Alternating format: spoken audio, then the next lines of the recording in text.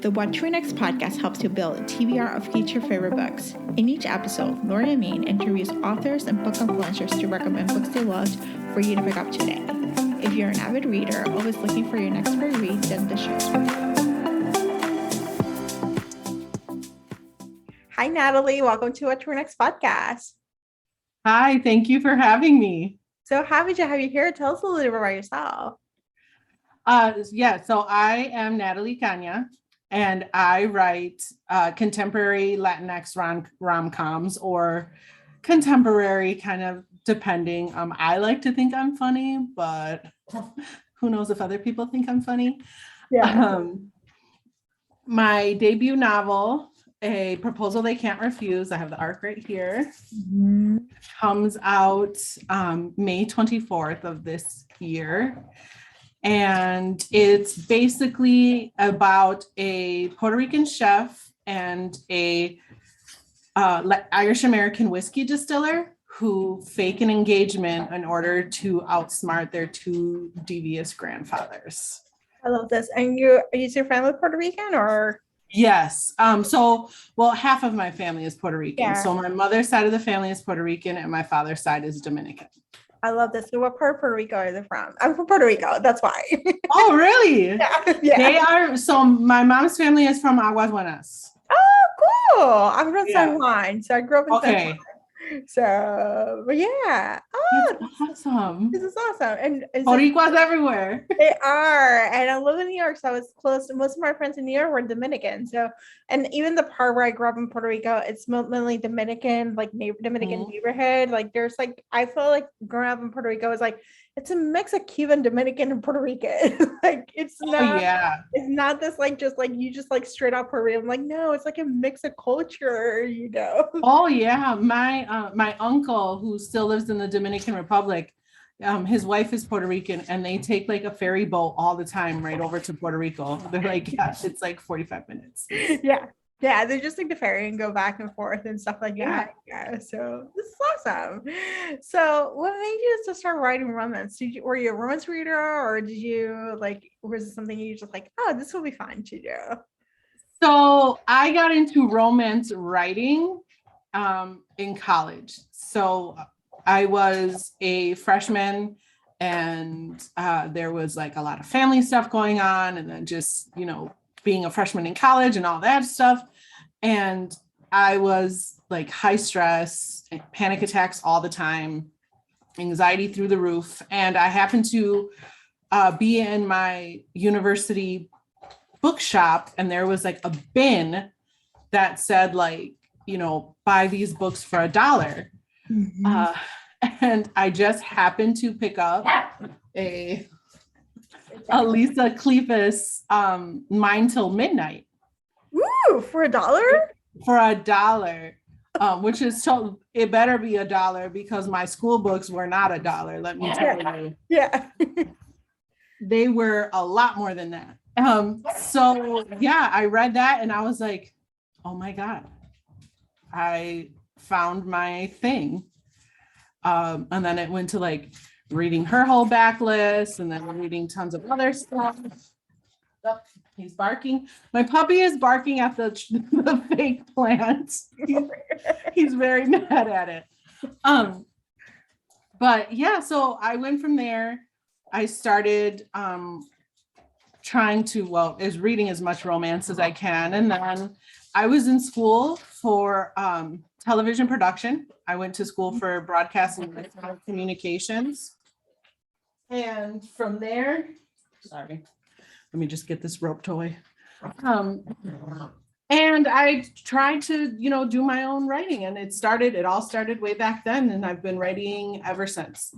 But I feel like I was really kind of indoctrinated into the romance genre a long time ago. Telenovelas are romance books on TV. Yeah. Yes. Oh my gosh. So telenovelas had all the tropes: first lovers, fake engagements. All the shenanigans, like everything. Like it was just combined into one ever growing episode after another. And they had like a definite end. There weren't like English like soap operas that have been on forever, and you knew the bad guys were going to get their comeuppance and the good guys were going to live happily ever after. Yes. Yes. So I have to say, I miss those telenovelas, like the I grew up in the Mexican telenovelas and some of the and some of the Miami ones. But I feel like right now the novelas are like what I see and what I perceive is a lot of cartel. Yes. It's a lot of like, and I'm like, where's the romance? You know? Yeah. It's a lot of cartel right now. Yeah, and that's not my jam. That is not my jam at all. No, no, I'm like, I want like Miami to get alive and like, let's start doing some real telenovelas again. Let's start doing some love stories, you know? Right? So like, what happened to Fernando Colunga and Araceli Arambula and all these ones with their, like, I don't want these cartel ones. I'm not interested in that. Yeah, I'm not interested, but I feel like that's what I see in Telemundo. I haven't watched Univision in years, but Telemundo, that's basically what they have is cartels. And like even Netflix had telenovelas and they're cartel. Like my mom was like, I was watching Pon de Flow or Reina de Flow or something like that. And it's about a reggaeton artist who happens to be involved in the Colombian cartel. So I'm like, it's still cartel. Right. So yeah. Right. Yeah. I know. We need the good old days. The good old days back. Those when they were remake those because they'll remake them over and over and over. Right. So, right. Yeah. Yeah. So it is okay. Now we live through learning through writings and romance books are giving us that feel, you know. So. Yeah. And hopefully we start to get, you know, other programs that pick up romance and all kinds of diverse romance, you know. And I would love to see like that on Netflix or Apple TV or any of those kinds of things, you know. Yeah, for sure. So let's chat about Proposal They Can Refuse. Tell us a little about it. So yeah, A Proposal They Can't Refuse, again, is about a Puerto Rican chef from Humboldt Park area of Chicago.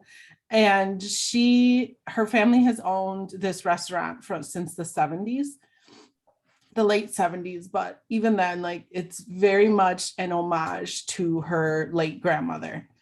And so nothing can be changed. It's all very traditional. And for somebody who is trained in the culinary arts, it's comforting, but it's also stifling. In a lot of urban areas, you know, Humboldt Park is going through gentrification. And so it's like how much to embrace it, how much to fight against it. You know, do you pick up and leave and start somewhere else? Like, what do you do? And her family is really going through that. And most of them are of the idea that, you know, we stay until we can no longer stay. And we stay true to who we were and who we've always been until we can't anymore. And she's not of that mindset. She wants to mix both worlds and make something a little bit new and a little bit different because she wants to be able to stay for the long run. But unfortunately, nobody's really on her side. Except for she has a very close relationship with her grandfather, Abuelo Papo. And he and his best friend, who is Irish immigrant, they're the devious duo, right? They get into all kinds of trouble all the time. She's constantly having to go bail them out of trouble at their senior folks' home because they're always doing something they shouldn't. And so they kind of come up with this plan to make her and, you know, the best friend's grandson get married because they've known their whole lives that these two are end game, even though these two don't know that they're end game. And so it becomes this thing of, you know, either you guys do what we say, or we're going to sell the building that houses both of these both of these family businesses, and you guys are SOL. You know? And so they're like, well, obviously we're not going to do that, right? That's just insanity. That's bananas. but they need to buy themselves some time. And that's where the whole fake engagement comes in. If they play along like they're going to do what the grandfathers say, they can kind of drag them along until they get accomplished what they need to get accomplished. And then they can, sad, oh no, break up, didn't work out. But of course, the grandfathers are a lot smarter than what they thought and come up with other shenanigans to bring them closer together. I love this. And feelings ensue and just a happily ever after.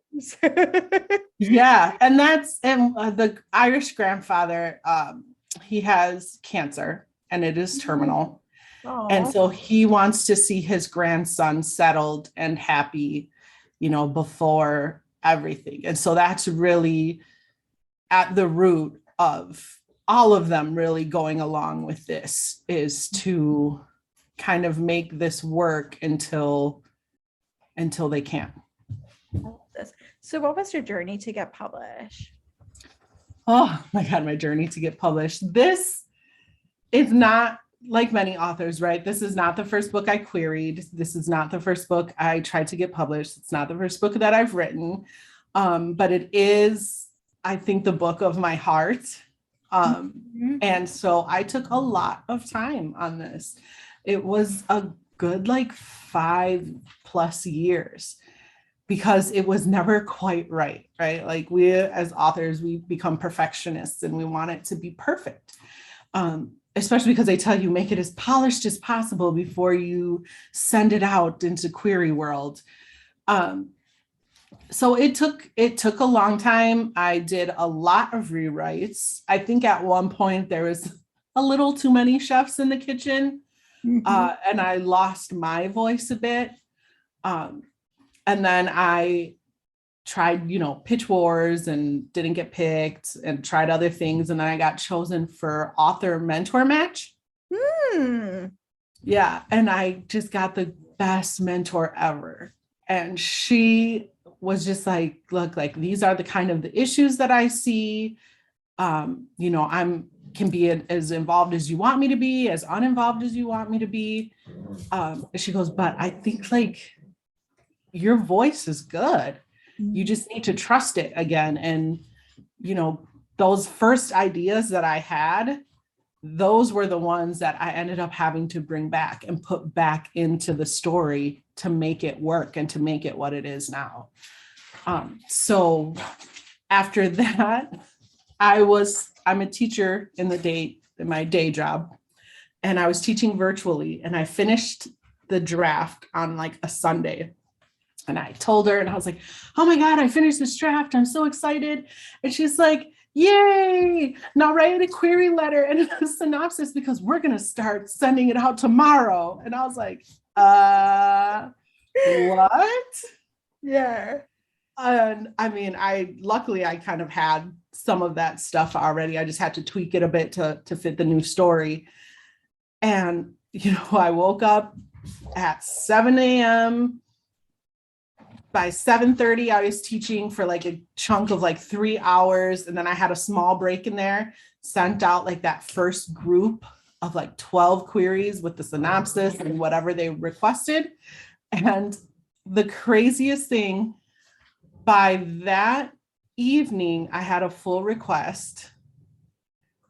And then a little bit, an hour later, I had another full request.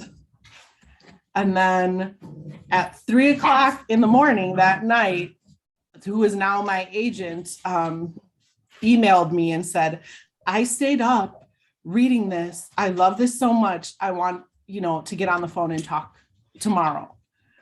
So within 24 hours, I had an offer of representation, which is it's bananas. It's unheard of. I still cannot wrap my mind around it. And so it took, then I had to email all those people back and be like, please read it quickly because I don't know what I'm doing and I need to decide what to do. And then that was those 2 weeks that they usually give, authors to be like, hey, do you want to sign with this agent or not? Ended up being on election day. Oh my gosh.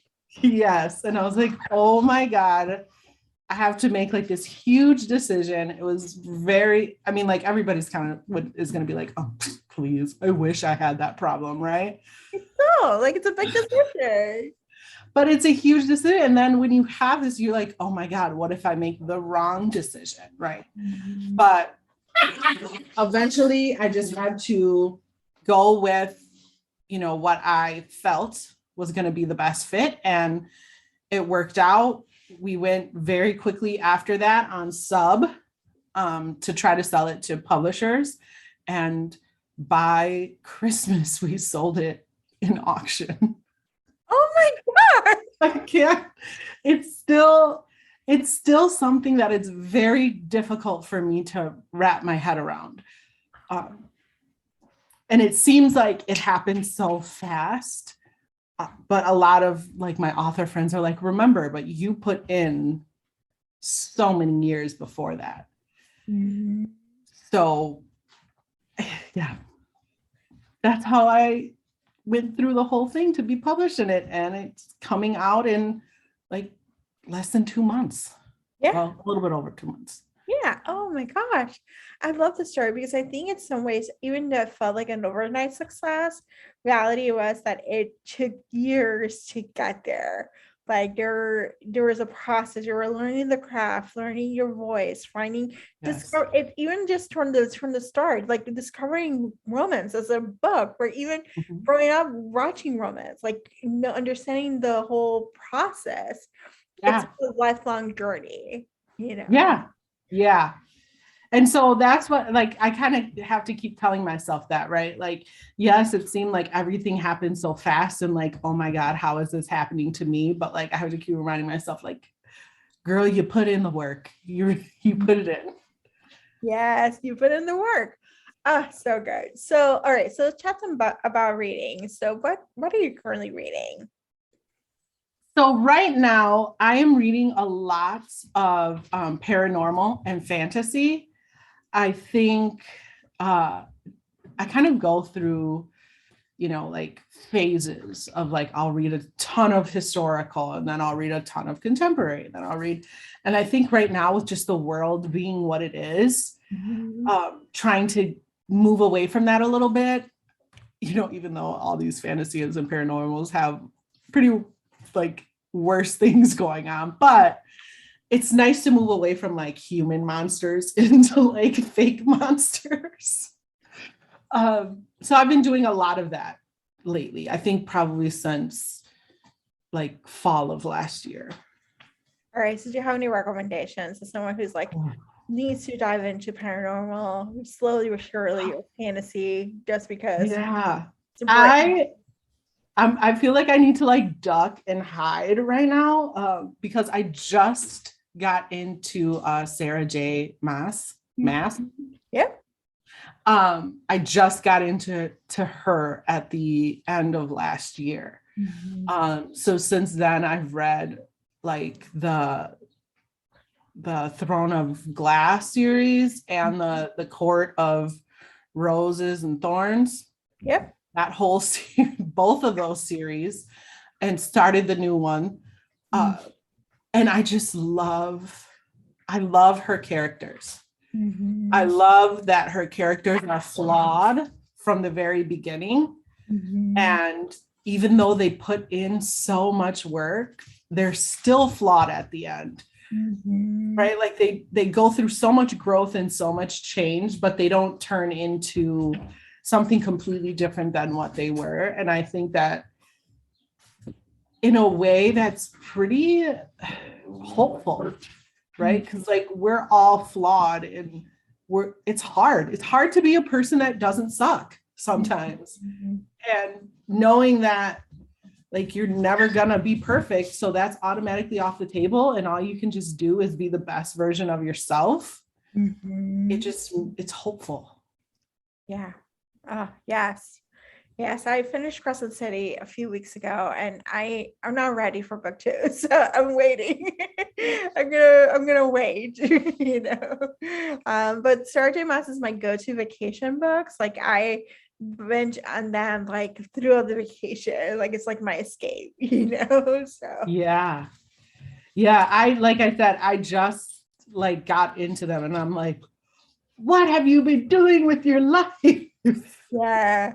Yeah. I would say like another comparable would be Jennifer Armentrout. Her from Ball and Ash is another one. Like that Mhm. whole series is just so good. So Yep. um I just started like the newest one that has started like all the Twitter and yeah, Goodreads I don't understand. drama. I'm sorry, but like I don't care for love triangle. I'm all about poly. I'm all about like a throuple or something. Yeah. Like, like a love triangle. I'm like, why not? Why don't you just like get together? It's totally fine, Well, so like I've like I read the other two, and so like I've started this one. I'm a couple chapters in, and I'm like not quite seeing what the whole drama is Yeah. about yet, but I'm not like super far into it. But I kind of feel like I know what's gonna happen, and I still Yeah. don't see what everybody's mad about because I feel like it's kind of been like we've known it's been going that way since like the Yeah. beginning. Yeah. So I mean, but we'll see. But I am working on that one, and I'm kind of like trying to take my time just because I'm like, if all these people are so mad about it, then maybe I'll be mad too, and I don't want to be mad. Oh no. Which one I just had a conversation about this one. Scarlett Sinclair's vampire one, the King of Blood and Bane. I think like King of something. I'll be Yeah. honest. That was a good one. Like that was a high heat, like different world, vampires. And Yeah. and it was like not that long that it was like I was able to binge in a day. And so like I need more of those fantasies. I'm like, I can just like binge, like dive Yeah. into this world. I also I'm not, and I don't know how to say her last name, Renee, something with an Idea, A. idea, Yeah. idea. Yeah. Yeah, and I'm so obsessed with New Orleans. Like it's crazy how obsessed I am. So as soon as I was like, what? There's vampires, it's historical, and it's New Orleans, I'm in. And that one has been really good too. And I'm like anxiously awaiting the next book.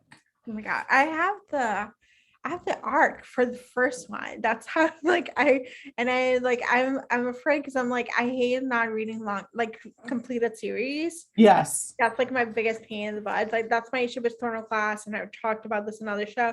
Whereas like I read binge Thornal Class the first 5 books, and then I just like I had to wait for the next book in the series, and I was angry about that because then I Yeah. forgot what happened. I'm like I need to have like completed series to binge, so I'm waiting for Renee Ideas to be finished so then I can binge them, and I'll have to be like, oh my gosh, what happened? Yeah. Yeah. And I do like I forget because like I feel like because I get into zones of like reading all like fantasy or all this, then like they do start to blend together a little bit and then I kind of forget and then I get like really upset. It's like all of a sudden it's like 3 years later. I'm like, oh Yeah. that book. Oh, it's so good. So, Natalie, tell us where we can find you online. You can find me usually on my Instagram, which I believe it's Nat Caña writes, or maybe it's Natalie Caña writes, one of those two. And sometimes on Twitter, but Twitter is kind of a hellscape really lately. So I'm not on there as much as I used to be. And I want to try to do TikTok, but I'm really lazy. It's so good. So you'll sometimes find me on TikTok. That sounds good. Thank you, Natalie, for being on the show. Thank you for having me. This was so much fun. If you enjoyed this podcast, feel free to share with friends, subscribe, rate, and review the show. This is the easiest way to support the podcast. For a list of books mentioned and other romance recommendations, please visit watchyournextblog.com. Did you know you can purchase audiobooks directly from your favorite local bookstore? With LibraFem, you can pick up more than 250,000 audiobooks, including bestsellers and recommendations from real booksellers. You'll get the same audiobooks at the same price as the largest audiobook company, you know the name, but you'll be part of a different story, one that supports the local community. If you're new to audiobooks, they're the perfect way to squeeze more reading into your busy life. Listen with the free Libro FM app while you do your chores, walk the dog, relax at home. If you already love audiobooks and don't know what to listen next, check out recommendations from people who know the best booksellers. The What to Read Next podcast has a special offer for our listeners. Get two audiobooks on Libro FM for the price of one with your first month membership. Use code What to Read Next. The offer is valid only for new members in Canada and the US. The What to Read Next podcast is part of the Frolic Podcast Network. Please visit frolic.media/podcast to discover new shows to tune in. Thank you so much for listening and have a great day.